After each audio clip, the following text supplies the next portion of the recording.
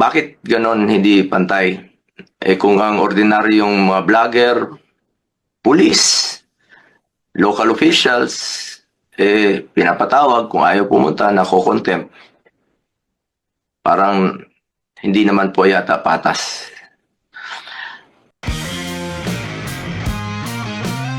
Hunger for power. It will divide the nation. Napakalungkot naman po. Malungkot yung Pilipino, malungkot rin yung hearing natin. Sa nakaraang pagdinig ng committee ito, marami tayong naisiwalat na maaring pagkakamali o paglabag sa batas. Due process at karapatang pantao na isinagawang pag-aresto kay dating Pangulong Rodrigo Duterte.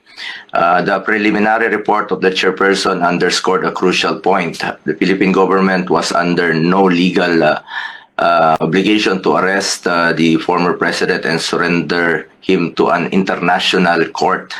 It was revealed that what was received was merely a diffusion notice which was unverified and unapproved by the International Criminal Police Organization, Interpol Secretariat. The government has repeatedly stated that the International Criminal Court has no jurisdiction in our country. Parating paulit-ulit yan. At hanggang ngayon, yan naman po ang pinag-uusapan na wala pong jurisdiction. Kung walang jurisdiction ng ICC, bakit pinayagang pumasok ang Interpol? Kung hindi kinikilala ng gobyerno ng ICC, bakit nila binigyan ng pansin ng arrest warrant mula sa ICC? At it was very fast. Napakabilis po ng pangyayari. I'm sure kindly check nyo rin po sana. Baka maraming may mga red notice dyan na hindi naman minadali, hindi naman hinanap. Pero ito, ang bilis po.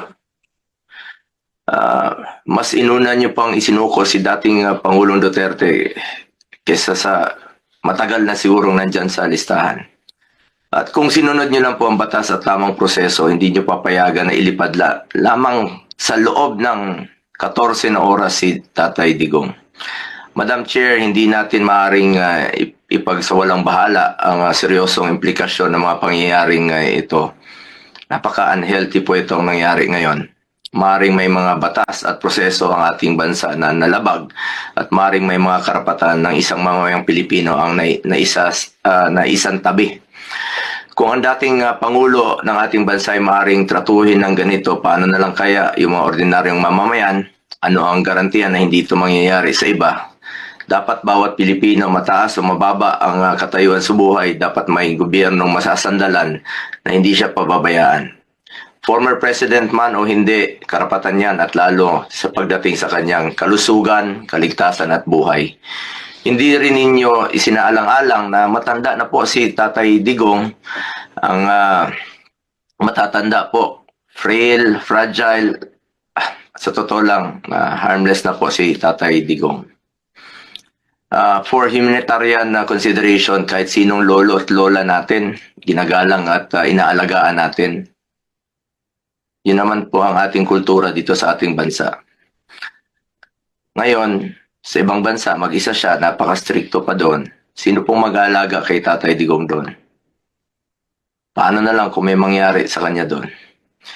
Marami naman siyang nagawang kabutihan sa ating bayan. Kung may pananagutan man dahil sa kanyang desisyon para sa kabutihan ng ating mga anak, dapat dito siya litisin sa ating bayan. At mas alam niyo po, ang Pilipino po ang dapat humusga sa kanya kung ano yung nagawa niya po sa nakaraang 6 na taon. Kung nakakalakad ba yung mga ating anak na hindi nasasaktan at ligtas. Mga OFWs, kampante po sila na nakakalakad ang kanilang mga anak na hindi nasasaktan sa gabi at hindi nababastos. May peace of mind sila while working abroad.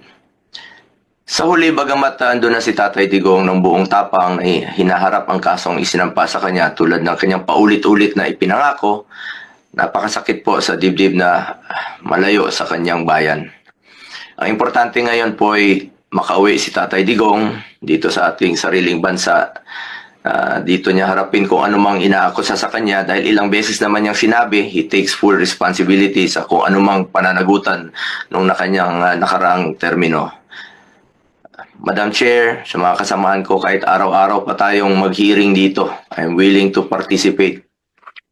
Pakiusap ko lang po sa inyo, sana matulungan, please, bring him home. Marami pong nangungulila, marami pong nasasaktan, mga kababayan ko. Noong nakaraang hearing, nasa Zoom lamang po ako dahil hindi ko kayang humarap sa ilang personnel na mataas ang respeto ko. Nirespeto natin, respeto namin ni Tatay Digong at hindi naman po marunong rumispeto. Ngayon naman po, hindi lang po ako tinakbuhan noon. Ngayon naman, tinakbuhan na naman ang komite. Wala sila. Nabanggit po ni Senator Bato de la Rosa kanina,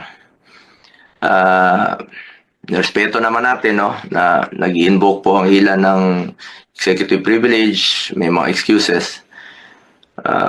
Pero bakit ganon hindi pantay?